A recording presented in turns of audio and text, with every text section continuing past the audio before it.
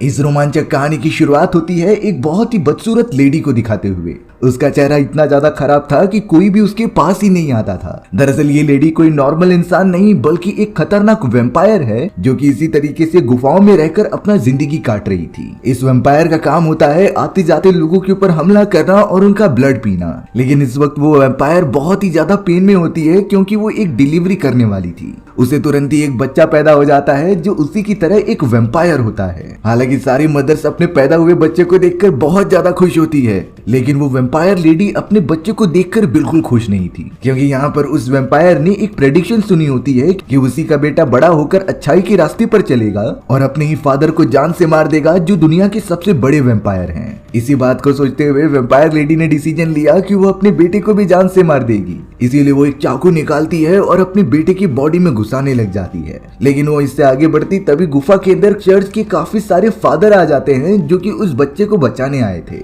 उन्होंने जल्द से जल्द वैम्पायर लेडी को पकड़ लिया और उसे बच्चों से अलग कर दिया। फादर जानते थे कि इस लेडी का बच्चा भी एक वैम्पायर है, लेकिन अगर उस बच्चे को प्रॉपर शिक्षा दी जाए और डायरेक्शन दी जाए तो वो आगे चलकर हमारे काम आ सकता है। इसी रीजन की वजह से वो सारे फादर उस बच्चे को प्रोटेक्ट कर रहे थे। लेकिन यहाँ पर वो वैम्पायर लेडी बहुत ही ज्यादा गुस्सा हो जाती है। उस लेडी को पता चल गया था कि ये सारे फादर मुझे क्रॉस की मदद से जान से मार देंगे, इसीलिए उसने अपने बेटे को ही कर्ज कर दिया जो बड़ा होकर बहुत ही खतरनाक वैम्पायर बनेगा। चाहे इसमें कुछ भी हो जाए वो भी अपने फादर की तरह चारों तरफ तबाही मचा कर रख देगा। ये बात सुनते ही वो सारे फादर्स काफी ज्यादा गुस्सा हो गए और एक नुकीला क्रॉस निकालकर उस लेडी वैम्पायर के बॉडी के अंदर घुसा दिया। क्रॉस की वजह से उसे काफी पेन हो रहा होता है, इसीलिए वो तड़पते तड़पते वहीं अपना दम तोड़ देती है। फिलहाल के लिए वो सारे चर्च के फादर उस बच्चे को उठाकर वहां से लेके चले जाते हैं क्योंकि उन्हें इस बच्चे को बड़ा करना था और अपने लिए यूज कराना था। तभी हम थोड़ी देर बाद उसी गुफा में देखते हैं जहाँ पर वो लेडी मरी नहीं थी बल्कि वो वैम्पायर तो मरने का नाटक कर रही थी। वो धीरे धीरे अपने पेट से क्रॉस निकालती है और आगे बढ़ने लगती है। अब हमें उन्हीं तीनों चर्च के फादर्स को दिखाया जाता है जो उस छोटे से वैम्पायर के बच्चों को अच्छे से देख रहे थे। दरअसल वो चाहते थे कि ये वैम्पायर का बच्चा बुरे रास्ते पर ना जाकर इंसानों की मदद करे, इसीलिए उन्होंने उस बच्चे की बॉडी को चेंज करना स्टार्ट कर दिया ताकि वो इंसानों की तरह दिखे और बड़ा होकर अपने फैमिली वालों की तरह बुरे काम नहीं बल्कि इंसानों की तरह अच्छे काम करे। वो तीनों लगातार उस वैम्पायर के बच्चे की बॉडी में चेंजेस करने लग गए जिससे कि वो इंसानों की तरह दिखने लगे। इन सारी चीजों में उनकी बहुत ज्यादा मेहनत लगती है और अब उन्होंने मिलकर उस वैम्पायर के बच्चे का नाम रेडो रखा था। अब हमें यहाँ कई सालों बाद का समय दिखाया गया जहाँ पर रेडो बूढ़ा हो चुका होता है, लेकिन रेडो ने अपनी आधे से ज्यादा जिंदगी अच्छाई के रास्ते पर चलते हुए बुरे वैम्पायर्स और शैतानी लोगों को खत्म करने में गुजार दी। यहाँ तक कि रेडो आज भी पूरी कोशिश करता है कि वो बुराई को पूरी तरीके से खत्म कर दे। वो अपने साथियों के साथ लगातार घूमता रहता और बुराई को इसी तरीके से कम करता रहता, लेकिन रेडो के दिमाग में हमेशा यही एक बात रहती कि आखिरकार उसके मॉम एंड डैड कौन है। इतना तो पता था कि वो वैम्पायर फैमिली से बिलोंग करता है,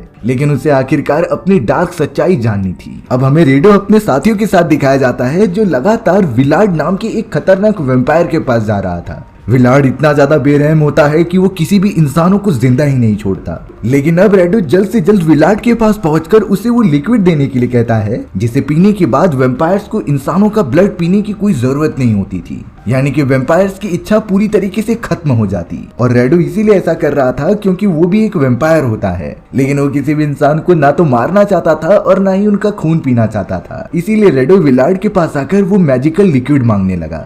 विलार्ड यहाँ पर एक लेडी का खून पी रहा होता है, तभी वो अचानक उठ गया बहुत ही ज्यादा गुस्से में। विलार्ड का जवाब सीधा होता है कि मैं वो लिक्विड नहीं दूंगा क्योंकि वो सारी चीजें मेरी हैं और मैं अपनी चीजें किसी को नहीं देता। लेकिन रेडो इस तरीके से खाली हाथ बिल्कुल नहीं जाना चाहता था, इसीलिए वो कहता है कि चाहे कुछ भी हो जाए मैं उस लिक्विड को लेकर ही जाऊंगा। तभी विलार्ड ने अपने एक साथी को हमला करने का आदेश दे दिया। वो तो इतनी ज्यादा स्पीड में जाकर रेडो के एक आदमी को जान से मार देता है और अब देखते ही देखते विलार्ड और रेडो के बीच में एक घमासान फाइट हो गई थी। दोनों तलवारबाजी का प्रदर्शन कर रहे थे और एक दूसरे को हराने की कोशिश कर रहे थे। उन दोनों के भी साथी एक दूसरे को जान से मार रहे होते हैं। विलार्ड भले ही बहुत बुरा वैम्पायर था, लेकिन उसकी फाइटिंग टेक्निक्स रेडो के सामने नहीं चलने वाली क्योंकि रेडो ने ये टेक्निक इंसानों से सीखी होती है और वो काफी ज्यादा अच्छी थी। थोड़ी देर तक लड़ाई करने के बाद रेडो अब विलार्ड के ऊपर भारी पड़ने लगता है और जब यहाँ पर विलार्ड को लगने लगा कि वो इससे जीत नहीं सकता, तभी उसने वहां से भागने का डिसाइड किया और अगले ही मोमेंट में वो ब्लैक स्मोक बनकर वहां से उड़ जाता है।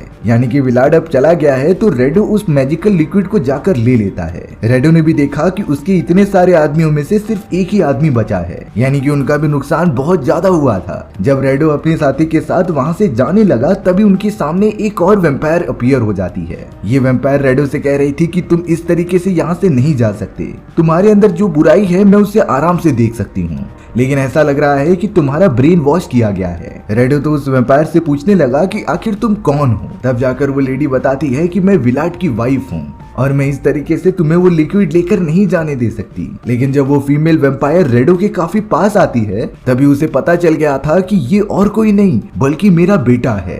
फीमेल वेम्पायर ने भी बता दिया था कि तुम मेरे और विलाड के बेटे हो, तुम्हें मैंने कई साल पहले पैदा किया था, लेकिन उस समय कुछ चर्च के फादर्स आकर तुम्हें लेकर चले गए। दरअसल वो तुम्हें अच्छाई के रास्ते पर चलाना चाहते थे जो बुराई को पूरी तरीके से खत्म करे, नहीं तो मेरे कर्ज के अकॉर्डिंग तुम्हें बुरा वेम्पायर ही बनना था जो हमारी फैमिली की तरह काम करे। लेकिन रेडो यहाँ पर उस वेम्पायर की किसी भी बातों पर भरोसा नहीं करता क्योंकि उसे समझ ही नहीं रहा था कि वो क्या बोले, पर वो वेम्पायर साफ थी कि यही मेरा बेटा है और अब आगे चल के इसके अंदर जो बुराइयां हैं वो बाहर निकलने वाली थी। यही सारी चीजें बताकर वो वेम्पायर भी हवा में गायब हो गई।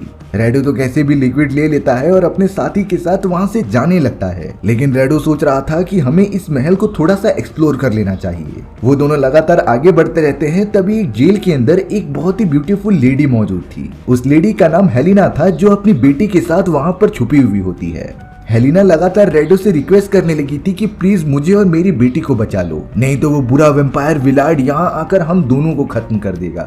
इतना ज्यादा रिक्वेस्ट करने के बाद रेडो काफी पिघल गया था और वो सोचता है कि हमें इन दोनों को भी अपने साथ ले लेना चाहिए ताकि इनकी जान बच जाए। लेकिन रेडो का दूसरा साथी कह रहा था कि हमें इतनी जल्दी किसी पर भरोसा नहीं करना चाहिए, शायद हो सकता है कि ये दोनों भी वेम्पायर्स हों और हमें मारने के लिए प्लान बना रहे हों। इसीलिए अब रेडो का दूसरा साथी अपनी तलवार निकालता है पता करने के लिए कि वो वेम्पायर है कि नहीं। वो तो उन मदर और डॉटर को हर्ट करना चाहता था, लेकिन रेडो तभी तुरंत अपने साथी को पकड़ लेता है और उसे रोक देता है क्योंकि वो नहीं चाहता था कि इन दोनों को कोई भी चोट पहुंचे। रेडो ने अब किसी भी तरीके से जेल को ओपन किया और हेलेना और उसके बेटे को बाहर लेकर आ गया। वो चारों एक रात वहीं बॉनफायर करके गुजारते हैं क्योंकि इस समय फॉरेस्ट में जाना खतरे से खाली नहीं था। वो सब सुबह होने का वेट कर रहे थे और तब से ही रेडो ने हेलेना और उसके बेटे को अपनी टीम में शामिल कर लिया जो लगातार आगे बढ़ने लगे थे। उनकी तो एक बहुत ही लंबी जर्नी स्टार्ट हो जाती है। अब यहाँ बहुत ही लंबा सफर तय करने के बाद वो बीच में रुक रुक कर आराम कर रहे थे। पूरी रात फॉरेस्ट में गुजारने के बाद जब सुबह होती है तब हेलिना बहुत ही ज्यादा तड़प रही थी क्योंकि उसके चेहरे पर सूर्य की किरणें गिर रही होती हैं। इस बात से हेलिना को काफी तकलीफ होती है जिससे कि रेडो और उसका साथी समझ गया था कि ऐसा तो वेम्पायर्स के साथ होता है क्योंकि वो सूर्य की किरणें बिल्कुल बर्दाश्त नहीं कर सकते। रेडो तुरंत ही जाकर उस लेडी के बच्चे को दूर कर देता है क्योंकि उन्हें लग रहा था कि हेलिना एक वेम्पायर है, लेकिन हेलिना उन दोनों को कंफर्म करते हुए बताती है कि ऐसा बिल्कुल भी नहीं है। दरअसल मैं इतने समय से उनकी जेल में कैद थी कि मुझे रोशनी दिखाई नहीं देती थी और अब इतने टाइम बाद जब रोशनी मेरे चेहरे पर पड़ रही होती है तो मुझे तकलीफ हो रही थी। उसने कैसे भी करके रेडो और उसके साथी को कन्विंस कर दिया था कि मैं वेम्पायर नहीं हूँ और मुझे अपने साथ रखो, नहीं तो विलाड आकर मुझे जान से मार देगा। यहाँ रेडो हेलेना की बात को समझता है, इसीलिए वो और उसके बच्चे को छोड़ दे रहा था, लेकिन रेडो का साथी उससे बहुत गुस्सा था और तो और वो रेडो को कह रहा होता है कि आप इतनी जल्दी कैसे बदल गए।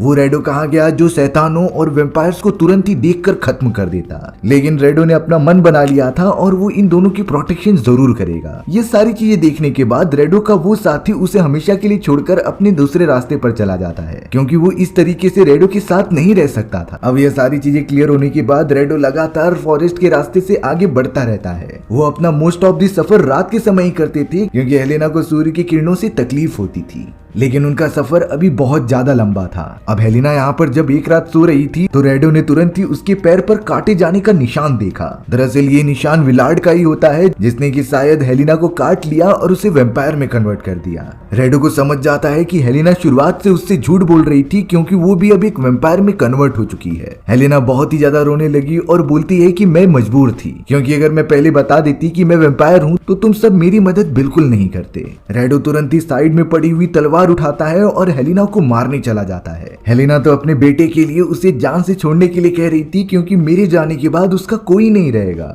इतनी ज्यादा रिक्वेस्ट करने के बाद रेडो तो मान जाता है और वो उससे मार ही नहीं पाता। लेकिन रेडो ने उस मैजिकल लिक्विड को पीने के लिए कह दिया, क्योंकि इससे हेलिना को इंसानों के खून पीने की इच्छा एकदम कम हो जाएगी और फिलहाल के लिए यही सेफ चीज हो सकती थी। हेलिना लगातार उस मैजिकल लिक्विड को पी पी कर अपनी इच्छा को कम कर देती है, नहीं तो वो अपने ही बेटे को नहीं छोड़ती उसका खून पीने के लिए। रेडो भी वही मैजिकल लिक्विड पीता था जिससे कि वो नॉर्मल रह सके। रेडो तो हर दिन हेलिना को वो लिक्विड पिलाता चला गया, लेकिन एक रात वो उसे लिक्विड पिलाना भूल जाता है और उसी समय हेलिना बहुत ही ज्यादा हाइपर हो गई और उसे खून पीने का मन करने लगा। वो तो डायरेक्टली हमला कर देती है रेडो के ऊपर, जिसने कि उसे काट कर उसका खून पीना भी स्टार्ट कर दिया था। साथ ही साथ हेलिना रेडो को अपना भी ब्लड पिलाती है, जिससे कि रेडो के अंदर भी मौजूद वैम्पायर जो इतने सालों से सोया हुआ था वो पूरी तरीके से जग जाता है। पर थोड़ी ही देर में उस जगह पर विलार्ड आ गया था, जिसे कि अपना वो मैजिकल लिक्विड लेना था और अब वो तो हेलिना पर भी हमला कर देता है। विलार्ड ने तुरंत ही अपनी काली शक्तियों का यूज करके हेलिना और उसके बेटे को पकड़ा और वहां से टेलीपोर्ट होकर उन्हें कहीं और लेके चला गया।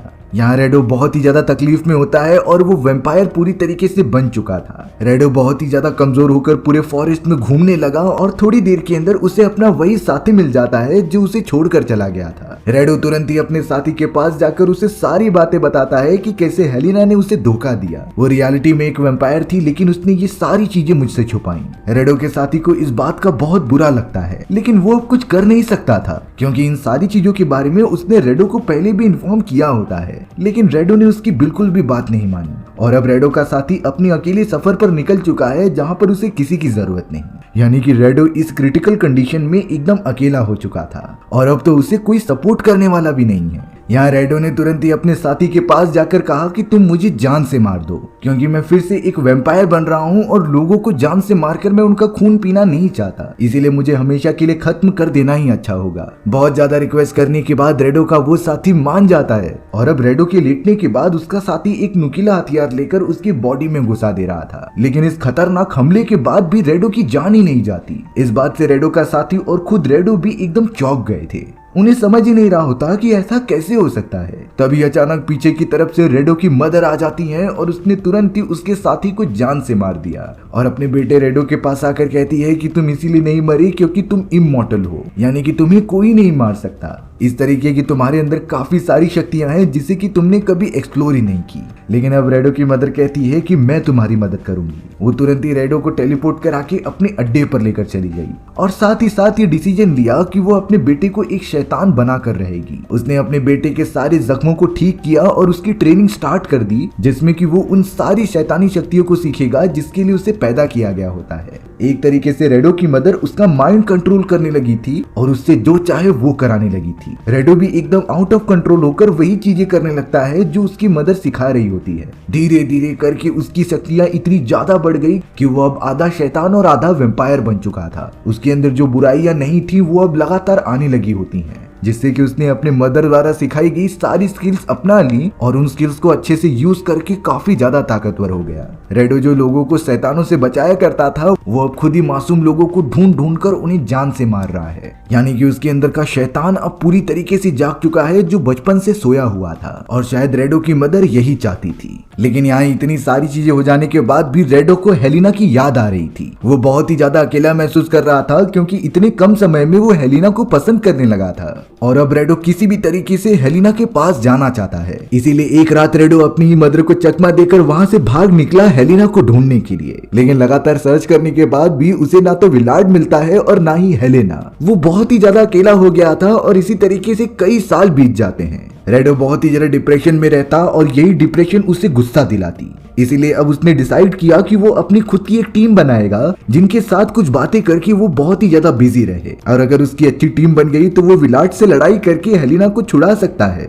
यही सारी चीजें लेकर रेडो लगातार एक गांव की तरफ चला गया, जहां पर वो एक भाई बहन को देखता है जो कि सिंगर थे। उन दोनों का नाम ली और लिंडा होता है। रेडो ने जैसे ही उन्हें देखा तो उसने डिसाइड कर लिया था कि वो इन दोनों को अपना पार्टनर बनाएगा। इसीलिए अब सारा परफॉर्मेंस खत्म हो जाने के बाद रेडो तुरंत ही ली और लिंडा के पास जाकर कहता है कि अगर तुम्हें नॉर्मल इंसान से कन्वर्ट होकर इमॉर्टल बनना है जिससे कि तुम्हें कोई न मार पाए तो तुम दोनों मेरे साथ आ जाओ, मैं तुम्हें वो सारी पावर्स दूंगा। हालांकि लिंडा इन सारी चीजों में नहीं पड़ना चाहती थी, लेकिन पीछे से उसका भाई ली आकर उसे हाँ कर देता है क्योंकि उन दोनों को इमॉर्टल बनना था। और अब अगले ही मोमेंट में रेडो उनके पास आकर दोनों को ही काटने लगा। वो लिंडा और ली को अपना ब्लड भी पिला देता है जिससे कि दोनों ही वैम्पायर में कन्वर्ट हो चुके थे। और अब रेडो उन दोनों को अपनी टीम में शामिल कराने के लिए अपने महल में लेकर आ गया जो कि उन्हें जेल में बंद करके रखता था। एक समय पर लिंडा सोच रही थी कि हम यहाँ आकर फंस चुके हैं, लेकिन धीरे धीरे उसे रियलाइज होता है कि वैम्पायर बनना कितना अच्छा है। उन दोनों के पास बहुत सारी पावर्स आ रही थी और वो इमॉर्टल बन चुके थे।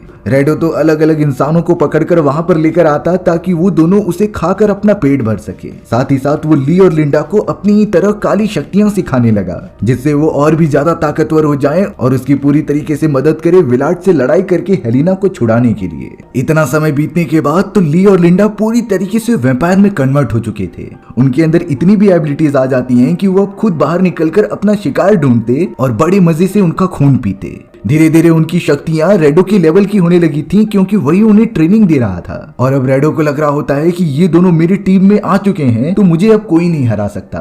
लेकिन उस समय जब महल के अंदर कोई नहीं होता तो एक जादूगरनी हथियार लेकर अंदर की तरफ बढ़ रही होती है। दरअसल ये एक ऐसा हथियार था जिससे कि वैम्पायर्स को जान से मारा जा सकता है। दरअसल उस जादूगरनी को चर्च वालों ने भेजा होता है जिसका मेन मकसद होता है रेडो को जान से मारना। फिलहाल के लिए ली और लिंडा यहाँ पर नहीं होते, इसीलिए उसका काम काफी आसान हो जाएगा। वो जादूगरनी जब अंदर जाती है तब उसे एक जेल के अंदर वही लेडी पड़ी हुई मिली थी जिसका खून ली और लिंडा ने पिया था। और अब शायद थोड़ी देर के अंदर वो लेडी भी वैम्पायर में कन्वर्ट हो जाएगी। जादूगरनी को ये बहुत ही बुरा लगता है, इसीलिए वो उसे आजाद करने के लिए उसी खंजर से लेडी को जान से मार देती है। हालांकि अब यहाँ पर वो लेडी वैम्पायर नहीं बनेगी, लेकिन पीछे की तरफ रेडो, ली और लिंडा आ जाते हैं जिन्हें कि उस जादूगरनी के इस काम को देखकर बहुत ज्यादा गुस्सा आ रहा था। रेडो बहुत ही ज्यादा स्पीड में जादूगरनी के पास आता है और उसे मारने लगता है। जादूगरनी के हाथ से वो सभी हथियार गिर गए थे जिससे कि वैम्पायर्स को खत्म किया जा सकता था। लेकिन अब मौका मिलते ही ली और लिंडा ने उस वेपन को उठा लिया होता है जिसे कि वो पता नहीं क्यों रेडो के ऊपर पॉइंट कर दे रहे थे, यानी कि वो दोनों अब मिलकर रेडो को जान से मारना चाहते हैं। फिलहाल के लिए यहाँ रेडो ने उसी जादूगरनी को काट लिया होता है और उसे अपना ब्लड पिला दिया जिससे कि वो जादूगरनी भी वैम्पायर में कन्वर्ट हो चुकी थी। रेडो इस बात से बहुत गुस्सा हो गया था कि ली और लिंडा उसके अगेंस्ट क्यों हो गए हैं। तभी ली कहता है कि हम तुम्हारे गुलाम हमेशा के लिए नहीं रह सकते, हमें आजादी चाहिए, इसीलिए हम यहाँ से जा रहे हैं। हालांकि रेडो ने ली को पकड़ कर रखा था, लेकिन लिंडा पीछे से अपनी बांसुरी की मदद से आवाजें निकालने लगी जिससे कि रेडो काफी ज्यादा तकलीफ में हो जाता है और उन दोनों को छोड़ देता है। अगले ही मोमेंट में ली और लिंडा वहाँ से गायब होकर कहीं दूर चले गए थे। रेडो को यहाँ बहुत ज्यादा गुस्सा आता है और अब वो भी गायब होकर उनका पीछा करने लगा। यहाँ कई महीने बीत जाते हैं लेकिन रेडो को उनका पता नहीं चला। लेकिन एक दिन उसकी मुलाकात दोनों भाई बहनों से हो ही जाती है। रेडो पूछने लगा कि मेरा वो हथियार कहाँ है जिससे मैं वैम्पायर्स को मार सकता हूँ। तब जाकर ली और लिंडा कहते हैं कि वो तो हमसे वैम्पायर क्वीन ने ले लिया है। और अब वो दोनों रेडो को लेकर अपनी वैम्पायर क्वीन के पास लेकर जाने लगे। अंदर जाने के बाद रेडो ने देखा कि वैम्पायर क्वीन और कोई नहीं बल्कि हेलेना है। हेलेना बहुत ही ज्यादा ताकतवर हो चुकी थी और वो इस पूरे किंगडम को अकेले संभालती है। रेडो के पूछने पर कि आखिर ये कैसे हुआ, तब हेलेना उसे सारी बातें बता रही थी कि मैं बिल्कुल नहीं चाहती थी कि मेरा बेटा वैम्पायर बने, इसीलिए मैंने अपने बेटे को इंसानों के साम्राज्य में छोड़ दिया। और वहीं विलाट जो कि गहरी नींद में होता है वो बेसमेंट में सोया हुआ है। उसके जाने के बाद इस पूरे किंगडम की जिम्मेदारी मेरे हाथों में आ गई, इसीलिए मैं एक वैम्पायर क्वीन बन चुकी हूँ। हेलेना तो रेडो से वादा करती है कि वो उसे उसके हथियार भी दे देगी और तो और मैजिकल लिक्विड भी प्रोवाइड करेगी जिससे कि वो नॉर्मल हो जाए। लेकिन इसके बदले हेलेना ने रेडो से ये कहा कि मुझे ली चाहिए, क्योंकि वो एक तरीके से ली को पसंद करती थी। और यहाँ ली को वैम्पायर में रेडो ने कन्वर्ट किया है, इसीलिए जब तक रेडो परमिशन नहीं दे देता तब तक ली वहाँ पर नहीं जा सकता। रेडो ने काफी ज्यादा सोचने के बाद इस डील के लिए हाँ कर दी थी और वो ली को हमेशा के लिए हेलेना को प्रोवाइड कर देता है। लेकिन रेडो के दिमाग में कुछ अलग ही बातें चल रही थी।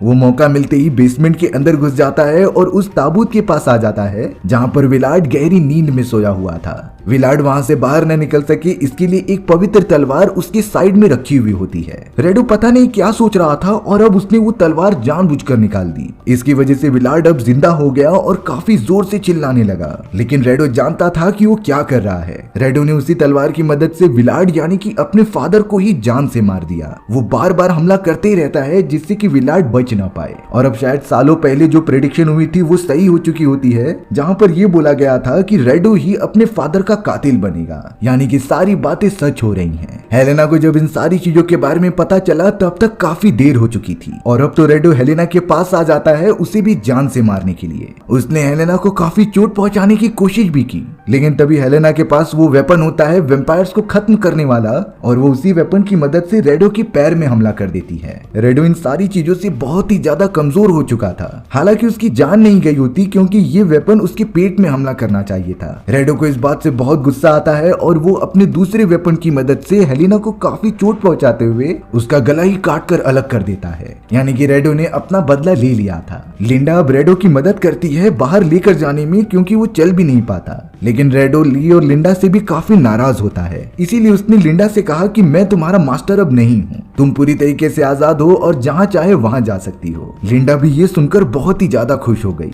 लेकिन तभी उनके सामने वही जादूगरनी आ जाती है जो कि अब वैम्पायर बन चुकी थी और ये सारी चीजें तो रेडो ने ही उसके साथ की थी। इसीलिए वो रेडो से काफी गुस्सा होती है और हथियार लेकर उसकी तरफ बढ़ने लगी जान से मारने के लिए। जादूगरनी ने तुरंत ही घायल पड़ी हुई रेडो पर फायर कर दिया, लेकिन लिंडा ऐसा बिल्कुल भी नहीं चाहती, इसीलिए वो बीच में आ जाती है। वो हमला डायरेक्टली लिंडा को लगा जिससे कि वो तड़प तड़प कर वहीं पर मर गई। रेडो को इस बात से बहुत बुरा लगता है और वो तुरंत ही वहां आ गया था। रेडो पहली बार किसी के लिए इतना ज्यादा रो रहा होता है जिन्होंने उसे धोखा दिया, क्योंकि उसके अकेलेपन में ली और लिंडा ही उसके साथ थे। वो जादूगरनी फिर से रेडो के सामने आ जाती है और उसे पॉइंट करके कहती है कि मैं तुम्हें जान से नहीं मारूंगी, बल्कि मैं तो तुम्हें कर्ज देती हूँ कि तुम पूरी जिंदगी अकेले ही रहोगे और हर दिन इतना तड़पोगे कि तुम्हारे पास कोई नहीं आएगा। तुम जब नॉर्मल थे तो तुम्हारी लाइफ काफी अच्छी तरीके से चल रही थी, लेकिन बुराई का रास्ता अपनाने वाले हमेशा ही खत्म हो जाते हैं। ये सारी चीजें कहने के बाद वो जादूगरनी वहां से चली गई। रेडो तो अपने सामने इकलौती उसकी मेंबर लिंडा को मरते हुए देख रहा था और वो तो इन चीजों में कुछ भी नहीं कर पा रहा होता।